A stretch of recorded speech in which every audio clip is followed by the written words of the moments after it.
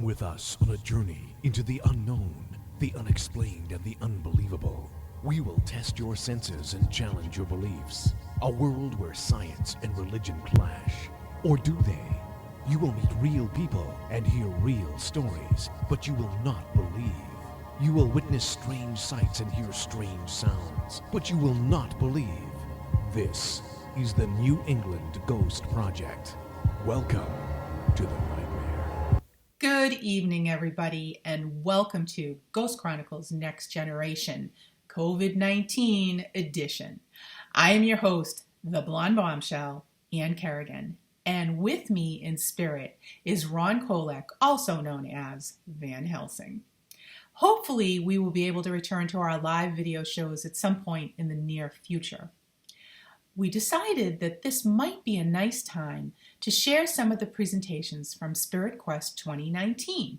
We had an amazing lineup of presenters who discussed a wide variety of topics, in keeping with last year's theme, which was the X-Files. This basically meant anything goes. Our first show from Spirit Quest will be UK ghost hunter Steve Parsons presenting Hellish Nell. About halfway through the program, we'll take a quick break to hear from our intrepid paranews reporter, Nate Mayer, still on the job, and he put together a great paranews for us. And of course, we can't forget cemetery tripping. I have pulled out a retro nugget from way back in the day, and I hope that you'll enjoy it. Now let us present Steve Parsons with Hellish Nell. For those of you who don't know me, where were you for the past 6 years? For those of you who do, good afternoon. My name is Steve Parsons. I am a ghost hunter, which is how I normally title myself, because I'm not one of these guys who say, I'm an author of 250 books and I've been on Ghost Hunters, but I've done my fair share.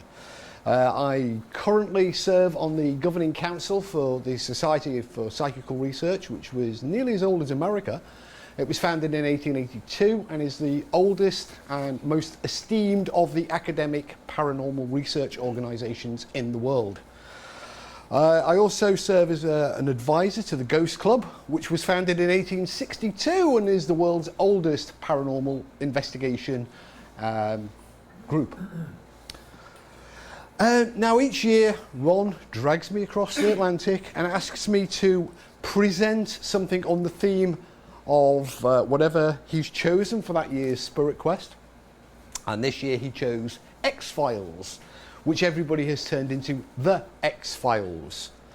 So I thought, well, we've got to look at something, you know, we're going to tell a story, you're going to make it like an episode. Yeah. So let's begin with the X-Files theme and continue with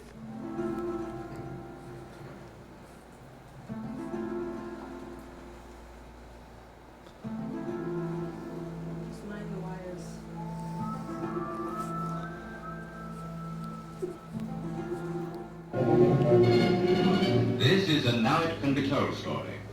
4:25 in the Mediterranean on the afternoon of November the 25th, 1941.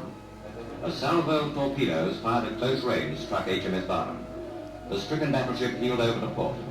Within 4 minutes of being hit, her after magazine blew up. She sank with a loss of 859 lives.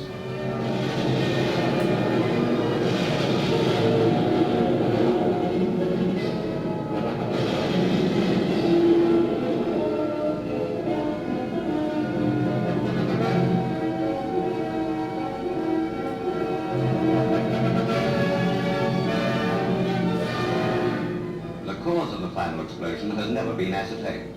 Probably it will never be known. Barham was the only British battleship sunk at sea by a German U-boat during this war. The only time a submarine beat the Royal Navy's destroyer scream. There have been no more poignant pictures than these.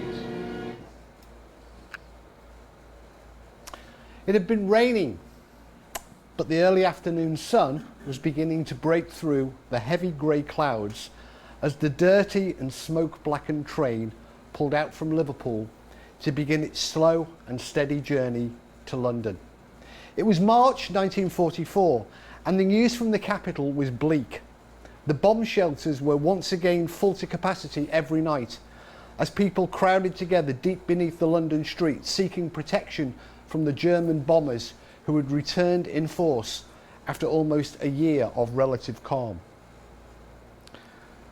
Aboard the train was a young medical student, Donald West.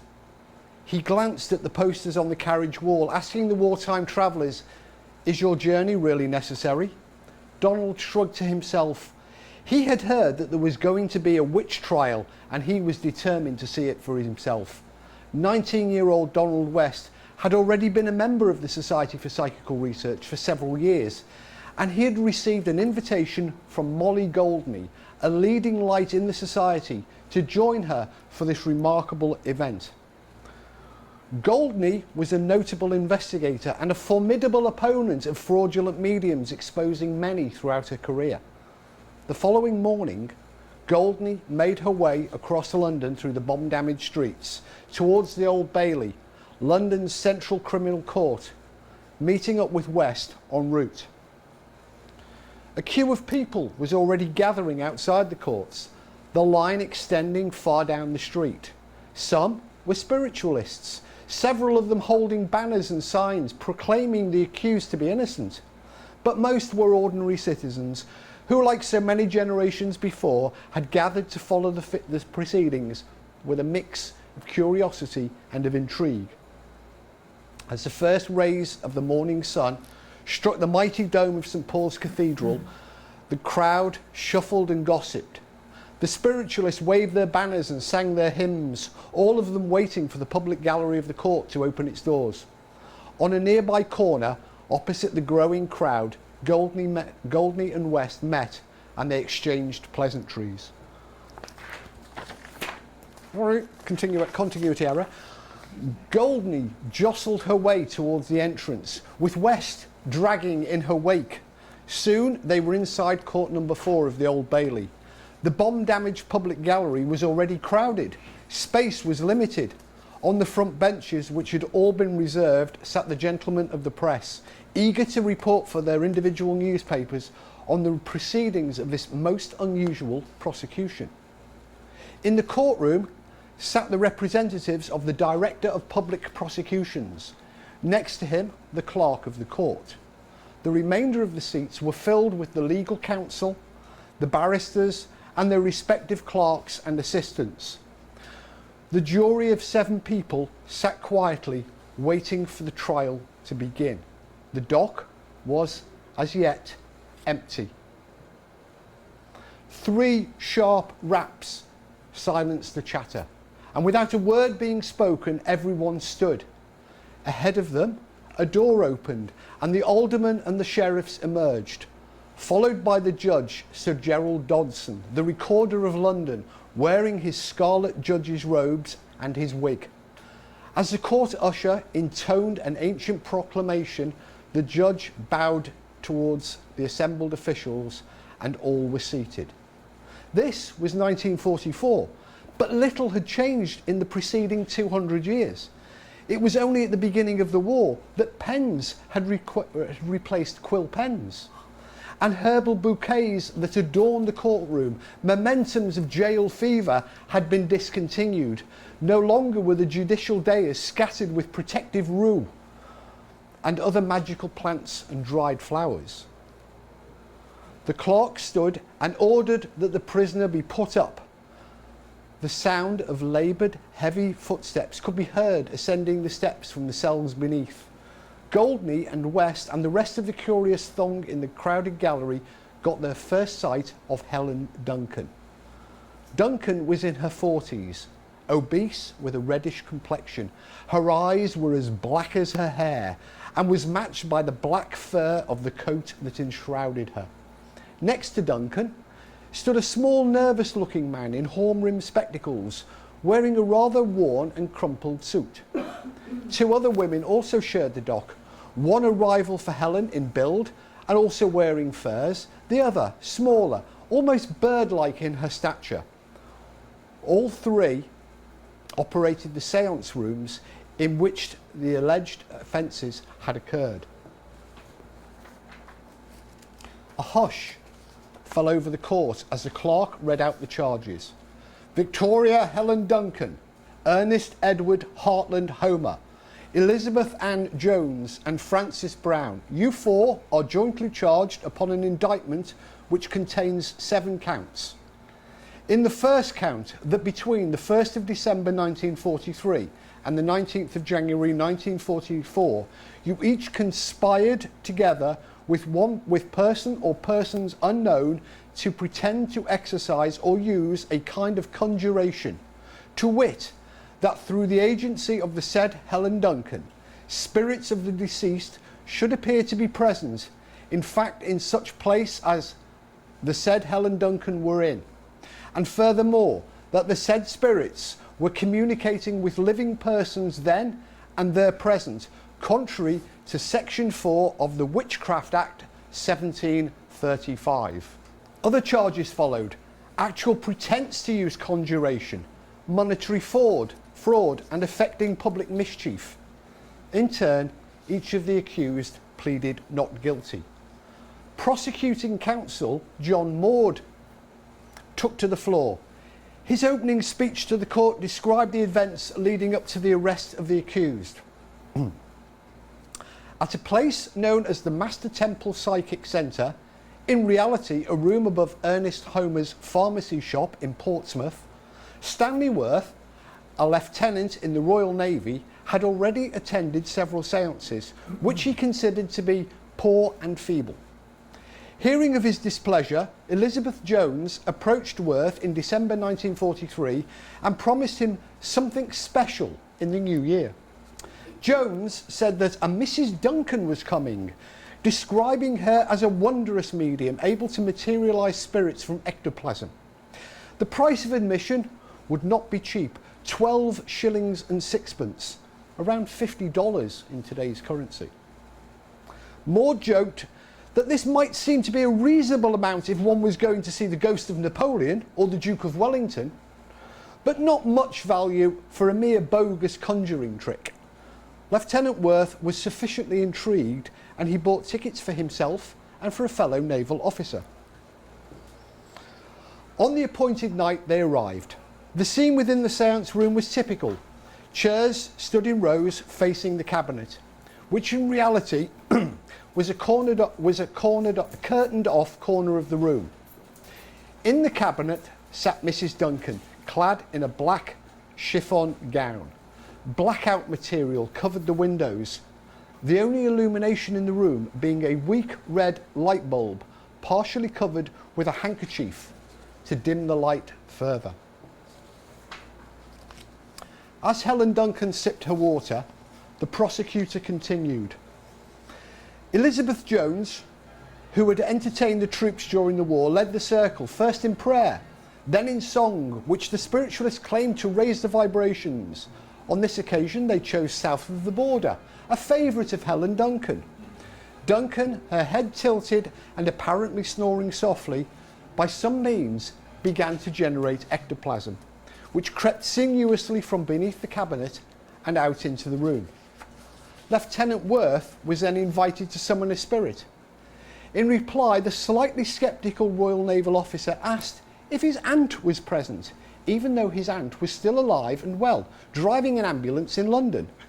Yes, came the husky reply, and the spirit, speaking through Helen, proceeded to pass on her greetings from the other side, together with other vague and meaningless messages for Worth. By the time the séance ended, several hours later, Worth was indignant. In fact, he was so outraged at the spectacle he had just witnessed, he went straight to the police the following day. Detective Inspector Ford of the Hampshire Police asked Lieutenant Worth if he would be prepared to return and attend another séance as a stooge.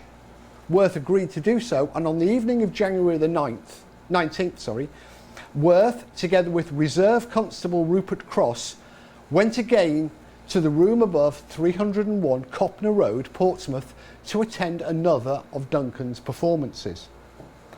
This time, as the séance progressed, a series of spirit forms were manifested. A parrot appeared. His name was Bronco.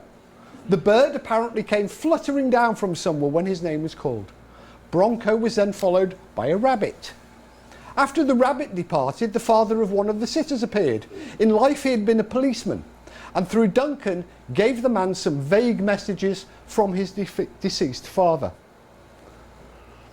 As the spectral policeman began to bid his farewell, a scene of absolute chaos erupted as Constable Cross lunged towards the spirit, grabbing the ectoplasm as Worth shone his torch towards the cabinet. Cross then blew his whistle to summon other policemen who were waiting outside. Several members of the circle stood and shouted in protest, and Duncan began to shriek obscenities.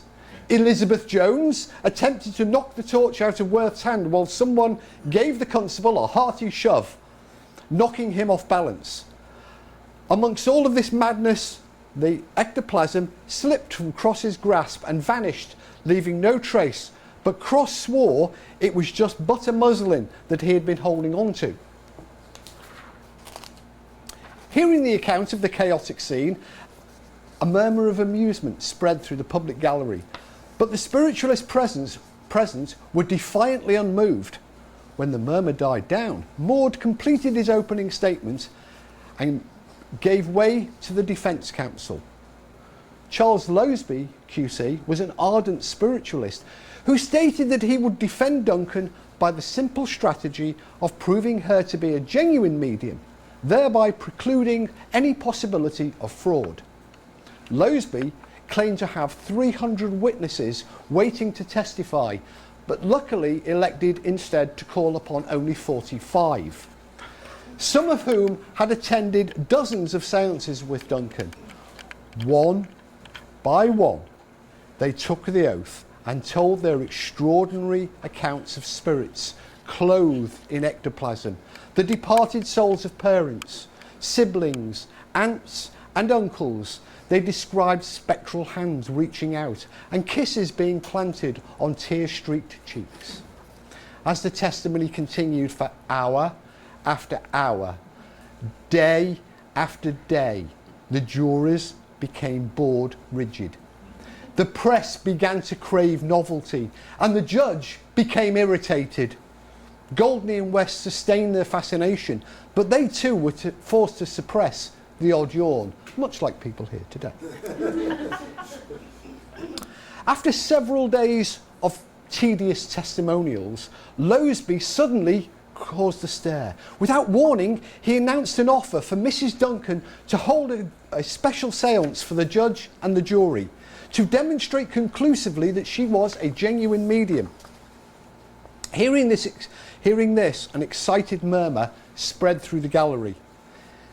Hearing Lowsby's offer, Duncan, who had been staring impassively ahead throughout the proceedings, visibly flushed. West noted that she passed her hand across her forehead as if she might faint. When the judge turned down Lowsby's offer, saying that he had no desire for his courtroom to be turned into a sideshow, the press was disappointed and murmured between themselves. Several of the spiritualists booed at the judge and shouted encouragement to Duncan, but West noted in his diary that Helen looked to be suddenly much better. On the final day of the trial, Judgment Day, demand for seating was greater than ever. The chamber was cramped, so much so that when one of Goldney's SPR colleagues offered her his seat, the police took exception and promptly ejected the man. When the proceedings finally got underway, Helen Duncan's composure, which had so far been resolute as Lowsby racked up the witnesses, suddenly seemed to melt away. Earlier in the trial, she had come up from the cells, cocksure, almost as if to a public reception. By now this composure had drained away to nothing, to be replaced only by a thin smile. For the remainder of the final day, she sat with as much elegance as a woman of her size could muster, and removed her fur wrap. As the judge began his lengthy summing up, Duncan's emotions weakened further. The occasional sob could now be heard from the dock. As the judge concluded, the jury were discharged from reaching a verdict on all counts, but that which pertained to the Witchcraft Act. They retired around 4 o'clock to consider the verdict. During the 23 minutes they were gone, the court was buzzing with murmurs of speculation and the occasional distant shout from the crowds assembling outside. Eventually, the jury filed back in, and the jury foreman stood to announce the verdict as the courtroom fell silent. The shouts from outside also ceased. Everyone stared expectantly towards the jury box.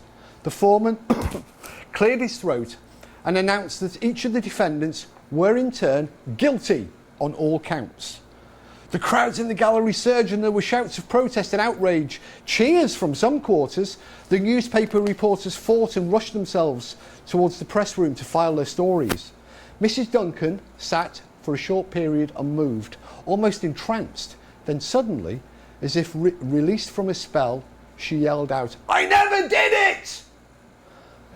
As the clerk called for order to be restored, the judge called for the Chief Constable of Portsmouth to provide some background knowledge about Duncan and her co-accused. The police chief informed the court that Duncan had previously been found guilty and fined for a similar offence in Edinburgh in 1933, and that Duncan had threatened and cursed the woman who had on that occasion exposed her.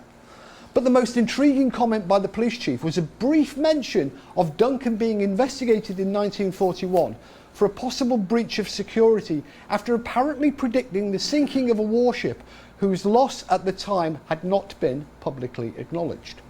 Behind the smoke and mirrors of the séance room, this brief mention of a lost warship was a hint at what this current trial might really have been about. He concluded by calling Duncan as an unmitigated humbug and a pest with no redeeming features that he could think of. At the request of the defence counsel, sentencing was adjourned until the following Monday, and Helen Duncan, together with her 3 companions, were led away to the cells. As Helen descended the steps, she cried out something which Molly Goldney reported as, "I have never heard so many lies in my life. I dinna ken why they shouldn't get away with it." Helen's eldest daughter yelled towards the judge that prison would kill her mother, pushing away several police officers who tried to pacify her. The following Monday, Judge Dodson sentenced Helen to 9 months in prison. Hearing the sentence, Duncan swooned to the floor, knocking over her chair. Several wardens struggled to help her back up and led her away. As she left the court, Duncan could be heard yelling and cursing for several minutes in the cells beneath. Her fellow conspirators were each bound over to keep the peace for a period of 2 years. The trial had been a punishing ordeal lasting 7 full days. The prosecutor and the judge now faced the full wrath of the spiritualists. The guardians of British justice had denied what was demonstrably true about life after death and had pilloried an innocent woman into the bargain. The psychical researchers took a more clinical view. Mrs. Goldney wrote to her good friend Harry Price to reassure him, "You didn't miss much." Donald West thought it was clear that whilst Duncan was a fraud, the Crown failed to properly prove its case and had instead resorted to using a statute which made the 4 accused guilty from the moment of indictment. The reporters and their respective newspapers made great play from this last witch trial, and their headlines determined forever how this trial will be remembered and how it will be referred to. Helen Duncan will always be Britain's last witch. But of course, Helen Duncan was not a witch, but neither was she the innocent victim that she was portrayed by her supporters at that time, and increasingly so by later generations. Victoria Helen Duncan was born in the Scottish town of Callander on the 25th of November 1897. While still at school, she sometimes alarmed her fellow pupils with dire prophecies and her hysterical outbursts. Her fiery temper and her frequent outbursts had already earned her the nickname of Hellish Nell amongst her peers. After leaving school, she worked for a time for the Dundee Royal Infirmary, where in 1916 she met and married Henry Duncan, a wounded war veteran who was supportive of her supposed supernatural talents. Henry persuaded Helen that her psychic talents could be put to good use and generate some much needed money. By now they had 6 children to support. By 1926, she had progressed from an occasional clairvoyant episodes and occasional fortune telling into a medium who offered seances to clients in which she claimed to summon the spirits of their recently departed kin by emitting ectoplasm from her mouth and other bodily orifices. Duncan's fame as a medium spread, and during 1928, the photographer Harvey Metcalf attended a series of seances at Duncan's house, during which he captured images of Duncan's spirit guide and other spirits materialising. After being closely scrutinised, the pictures revealed that the spirits were being fraudulently produced by using a papier-mâché mask draped in an old bedsheet.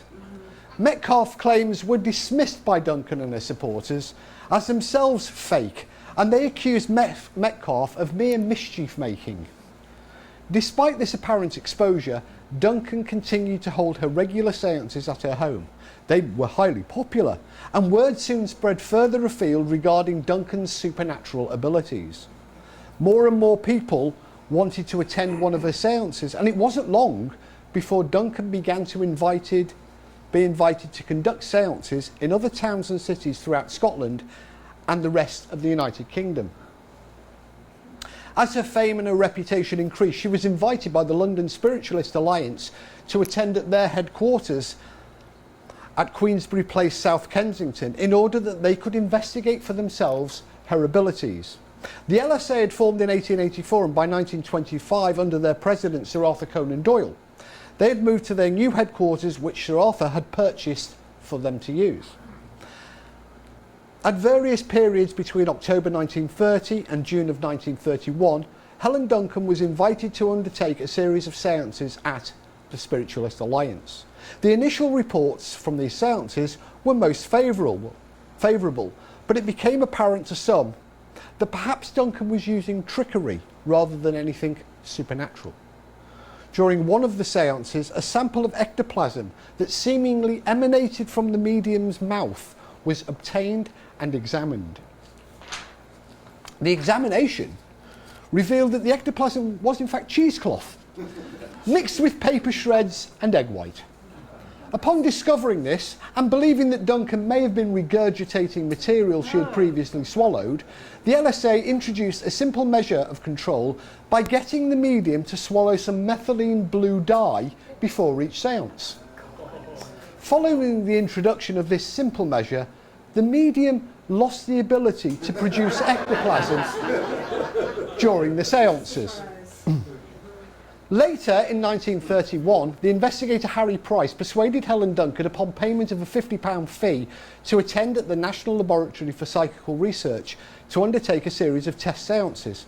The results of the LSA were already known by this time, and Price sought to obtain and test for himself samples of ectoplasm which Duncan claimed to be producing.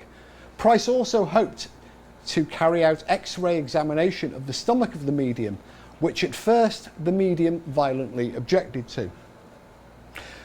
Price eventually was able to obtain a sample of ectoplasm in a bottle of distilled water, which he carefully analysed. The sample was shown to contain nothing but egg white, mixed with chemicals that caused it to coagulate and congeal.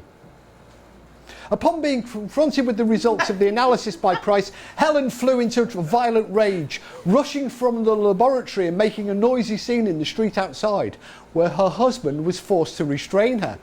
Price wrote in his report of the séance that, at the conclusion of the fourth séance, we led the medium to a settee and called for the apparatus. At the sight of it, the lady promptly went into a trance. She recovered, but refused to be x-rayed.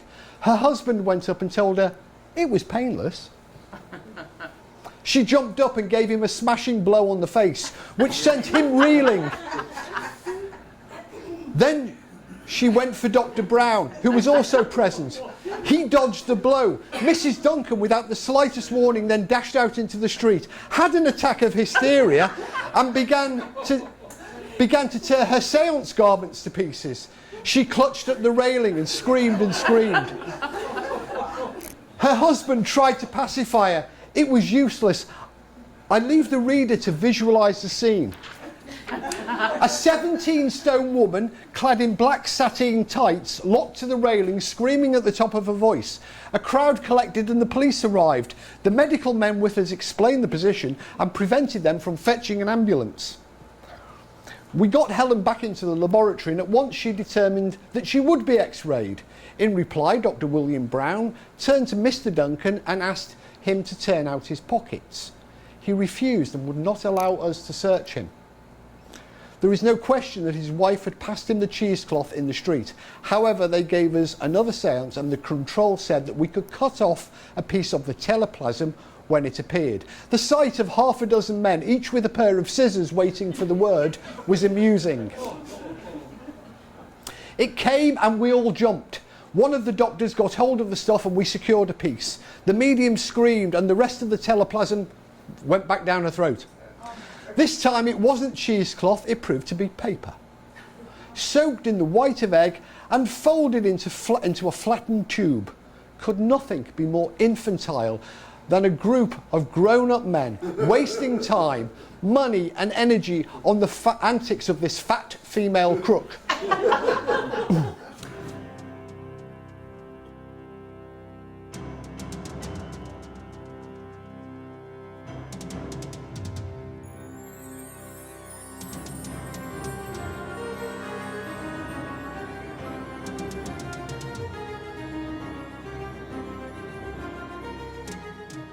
Welcome to Paranormal News, Lockdown Edition.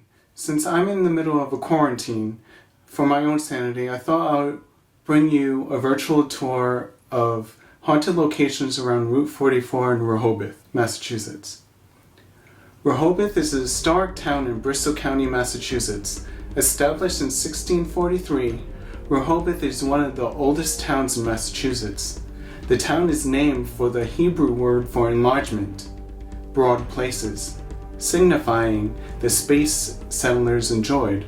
God has given us room. Early Rehoboth, known as Old Rehoboth, included all what is now Seacock, Massachusetts, and East Providence, Rhode Island, as well as parts of nearby communities. The town was and still is the site of a crossroads which helps serve Taunton, Providence, Fall River, and points to the north. Rehoboth borders the south angle of the Bridgewater Triangle, an almost 200 square mile section of southeastern Massachusetts, and is said to be the hub of paranormal activity. Rehoboth was a significant site during King Philip's War, an armed conflict from 1675 through 1678 between the Indian inhabitants of New England and New England colonists and their Indian allies. On August 28, 1676, Benjamin Church and his group of colonial soldiers surrounded and captured the elderly Anawan, a Wampanoag who had just become chief upon the death of King Philip 2 weeks earlier. The Wampanoags had taken a position for days above Squanakunk Swamp to hide from the colonists. Church captured, and with his empty promise that Anawan and his band of warriors would be spared, ended the campaign in southeastern Massachusetts of King Philip's War. Anawan Rock, a large stone boulder of pudding stone, still marks the location. Although a desolate place at the time, the rock can be reached by a short 50-yard path not far off from modern-day Route 44. Many people have seen and smelled phantom smoke and transient campfires near the site. Indian ghosts and balls of light about the rock and woods have been seen. Unexplained sounds have been heard as well, from sorrowful chants, drums being played, screaming, and the shouting of the word Eotosh, which is Algonquin for stand and fight. Now let's head west on Route 44 to the Seacock-Rehoboth line. There have been reports dating back to at least the 1950s about the red-headed hitchhiker. This 40-year-old, 6 feet tall, well-built looking phantom of Route 44 appears solid with his floppy curly red hair, an untucked flannel plaid shirt, and dirty denim blue jeans, only to disappear before the witness's eyes. He has walked into the path of oncoming traffic, keeps up with cars by appearing outside the passenger side window, or just sits on the side of the road waiting for his victim. This fiery ghost makes himself heard as he disappears with evil laughter, a holler, or taunt. Now let's head east on Route 44 to Village Cemetery. Village Cemetery began as a churchyard for the second meeting house in 1773 and has been enlarged throughout the years. It's described as a central, well-kept cemetery. Veterans from both the Revolutionary and Civil Wars are buried here. Its most famous resident ghost is an older man with empty dark eye sockets, dressed in 18th century clothing. He has appeared kneeling, praying before a headstone in the southwest corner of the cemetery, crying inconsolably, throwing offensive catcalls, laughing hysterically, spewing vulgarities, and attacking an invisible foe. Another old man glides liquid-like and deliberate, and is heard screaming and pounding on car windows. There is a glowing white woman who floats a few feet above the ground. Also, a playful 7-year-old pale boy dancing about the graves. Other common reports include cold spots, voices, and a young girl's ghostly laughter. In his report, Price published photographs of the Duncan seances that revealed the fake spirits were made from cheesecloth, rubber gloves, and cut-out papier-mâché masks. The psychologist William McDougall, who had attended several of the seances, pronounced that the whole performance was fraudulent. Following the publication of Price's report, Duncan's former maid, Mary McGinley, confessed in detail to having aided Helen in her mediumship tricks, and upon learning of this confession, Duncan's husband revealed to Price that her materializations were actually the result of her regurgitating previously swallowed items. He added that this was only undertaken out of desperation when the spirits had apparently deserted her, and Duncan was unable to produce ectoplasm by the usual supernatural means. By 1933, Helen was once again back in her native Scotland and had returned to hosting seances in which spirits manifested by the production of ectoplasmic emissions from her body. On the 6th of January 1933, during a seance in Edinburgh, one of Duncan's spirit guides, a little girl called Peggy, emerged from the seance cabinet and danced around behind the medium, talking in an unusual, high-pitched voice. This photograph has only recently come to light and has never been. You are the first people in the world, other than me and the owner, to see it.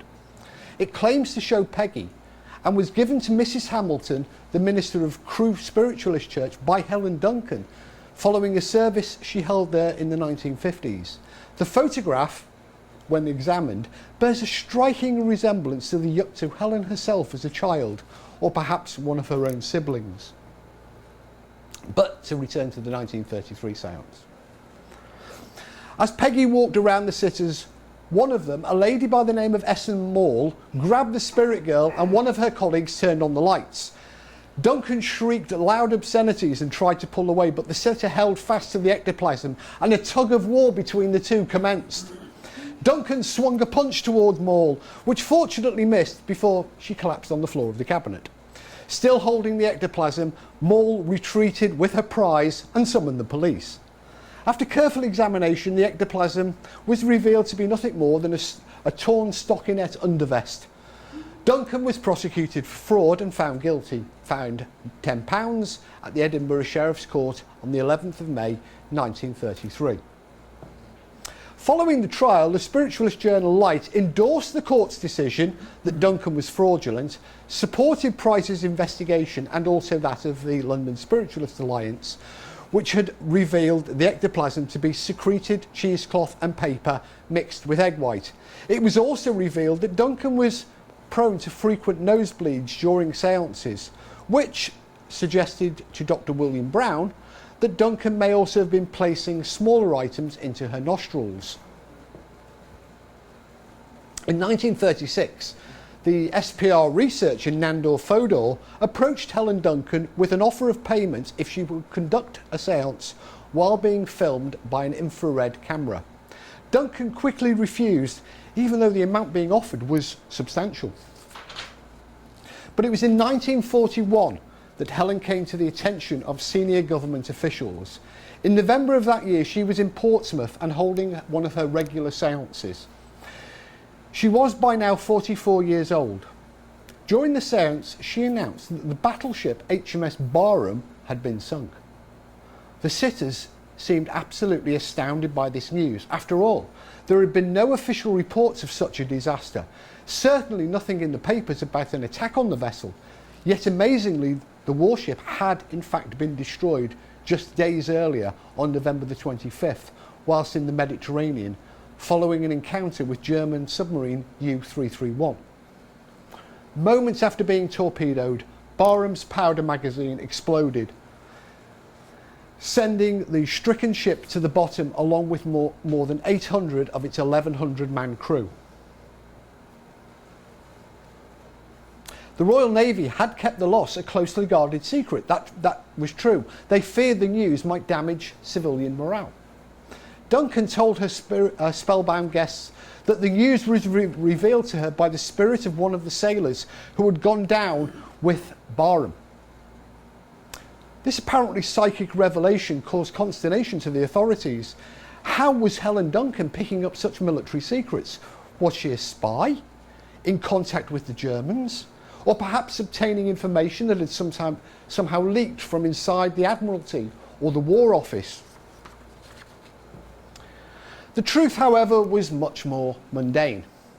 Portsmouth was a key naval base, and many of the family living there had family members serving in the Royal Navy and working in the Royal Naval Dockyards. Following an investigation by the authorities, it quickly transpired that the sinking of HMS Barham was not quite as secret as it might have at first appeared. It was indeed true that the government had imposed a nationwide reporting ban of the sinking, but that the Admiralty had already informed the next of kin of the sailors who had died as a result of the sinking. It also transpired that several of this next of kin were members of the spiritualist group and had already approached Duncan in the hope of some message of comfort from their loved ones so recently killed in action. By the time of the séance, a few days after the sinking, there were literally hundreds of people throughout Portsmouth who were aware of the sinking and the great loss of life aboard Barham, including Helen herself, following the visits to her by the next of kin. As the war continued, and as D-Day drew nearer, the authorities began to become ever more nervous of any information about the planned invasion leaking to the enemy. Portsmouth was the major port of embarkation, and the town and the surrounding districts were filled with massing troops and equipment. Duncan, meanwhile, continued her weekly séances, and from time to time she came to the attention of the authorities with her predictions from the spirits, some of which were militarily sensitive and could potentially give an attentive enemy agent helpful information. They needed to act to ensure nothing about D-Day leaked out. And when a disgruntled Lieutenant Worth walked into the police station, that was the excuse they needed. In fact, it has been suggested, and it is indeed quite likely, that Lieutenant Worth was in fact already working for the intelligence services and had been sent along to the séance in order to either observe the proceedings or to seek some excuse to close down the Duncan séances, at least for the duration of the D-Day preparations. Whatever the truth may be, Duncan was charged under an obscure act from the 18th century, the Witchcraft and Vagrancy Act. But it's really important that we understand that Helen Duncan was not charged with any offences in any part of the act that pertained to witchcraft. Rather, Duncan and her associates were charged using a section of the act which covered fortune telling and fraudulently obtaining money. In 1994, documents released under the 50-year secrecy rule revealed for the first time that Winston Churchill himself had questioned the need for Duncan to even be tried, calling the whole affair costly and referring to the use of the act as mere tomfoolery. Helen Duncan was released in 1945 after serving her sentence, and promised upon her release to conduct no more seances. This promise was not upheld, and she continued with her seances right up to her death in 1956 at her home in Edinburgh. Her seances were secretive affairs, promoted often by word of mouth. Shortly before her death, she was arrested once more, following further allegations of fraud during a seance. But she died before any charges could be laid against her. The picture is another of this recently discovered group, again never before published or seen, taken of a seance room at Crewe Spiritualist Church in 1955, showing the setup for one of Helen Duncan's final seances in the year before she died. We can see the two spirit trumpets. Contrary to what some spiritualists have claimed or suggested, there was nothing unusual about the manner of her death, and it was certainly not caused by her trance being broken by the police. She died at her home after suffering from a heart attack.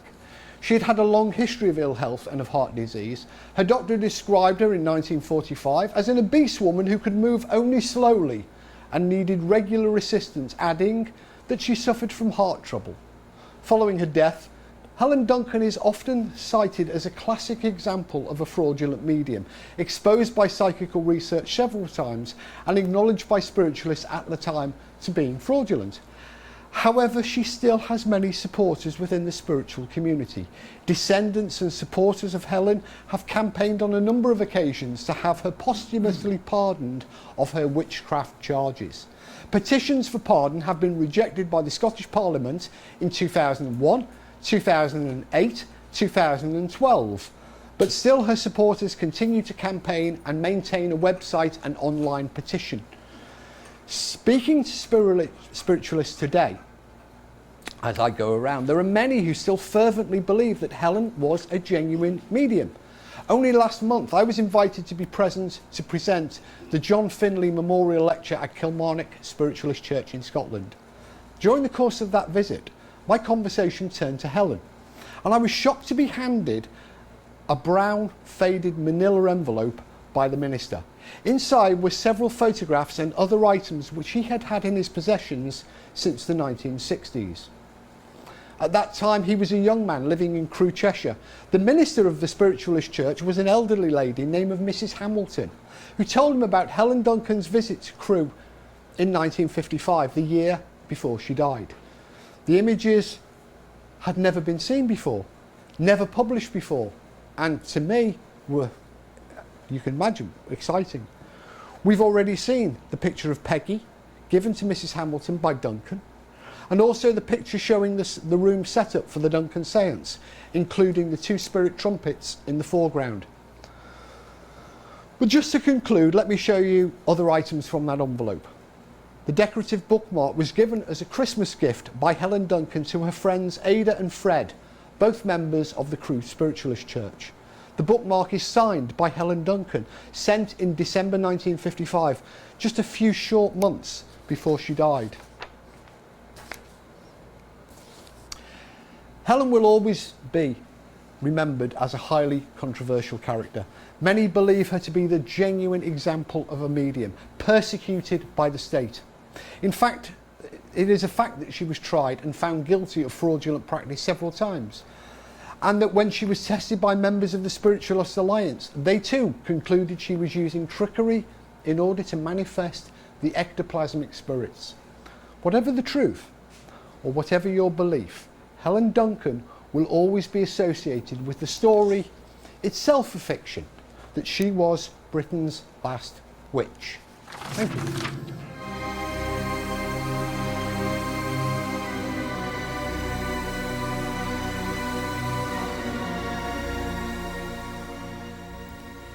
Welcome to Cemetery Tripping, where each week I will feature a different cemetery that I hope you will seek out and enjoy as much as I do. As an avid taphophile, or lover of tombstones, I spend a lot of time in the local New England area in the beautiful and historic cemeteries we have here. The stones here are like no others, and I have literally thousands of pictures of the intricate and symbolic carvings found on them. You can see my pictures on Facebook by doing a search for Cemetery Tripping. Tonight, I would like to take you to the Old Hill Burying Ground in Concord, Massachusetts. It sits on the hillside overlooking Concord's Monument Square and is the oldest of the 3 cemeteries in Concord. It's located just down the street from the haunted Colonial Inn. With nearly 500 graves, the earliest existing stone is dated 1677. Old Hill was the original burying ground for Concord residents after securing their settlement in 1635. It was on land that could not be farmed, and because of its height, it was the first area to thaw in the spring. This thawing allowed for early burial of those who died during the winter and waited silently for a place in the warm earth. You will find lots of great stones here, with classic examples of death's heads, hourglasses, skull and crossbones, urns and willows, coat of arms, and even some fabulous table stones. They are all amazingly well preserved. You will also have a fantastic view of the town of Concord from the hill. Local ghost stories abound about one particular stone in the cemetery, which has a very distinctive skull and an inscription that reads, "All must submit to the King of Terror. Through Christ we conquer, rule, and reign forever." It is the gravestone of John Cumming, Esquire, who died in 1788 at age 60. He was a prominent member of society in Concord, serving as an officer during the Revolution and also as the local doctor, and was a generous supporter of Harvard University. Legend has it that those who approach it late at night have ominous feelings, as if they are being watched, see glowing red eyes in the skull, and the wind mysteriously picks up. People have been known to exit the cemetery in quite a hurry and not return. I wonder if Mr. Cumming chose that epitaph for his own stone, and why. If not, who did? This is a mystery that remains unanswered. If you wish to visit this cemetery, there's plenty of on-street parking. I happened to visit it on one icy cold and snowy January day, which made walking up the hill quite a challenge. Plan your visit for warmer weather, and you can also visit Sleepy Hollow Cemetery, which is just down the road and around the corner, or the Old Manse by the historic North Bridge, another haunted location. You won't be disappointed in this richly historical and spirited town.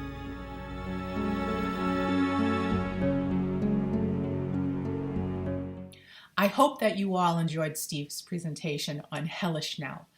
Until we can all see each other again, Ron and I want to thank you for your continued support. We're still continuing with our radio shows on toginet.com to the best of our ability, and we hope that each and every one of you are safe and well. Please take care, and we'll see you next time on Ghost Chronicles Next Generation.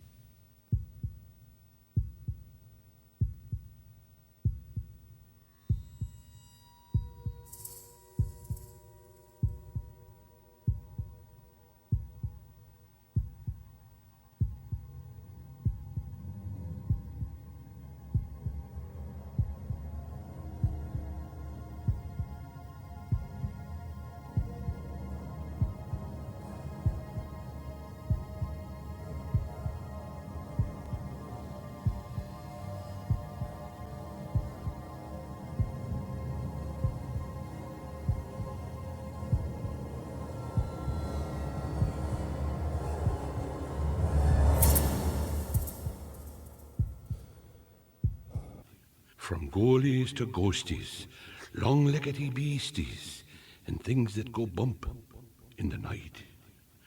Deliver us, good Lord.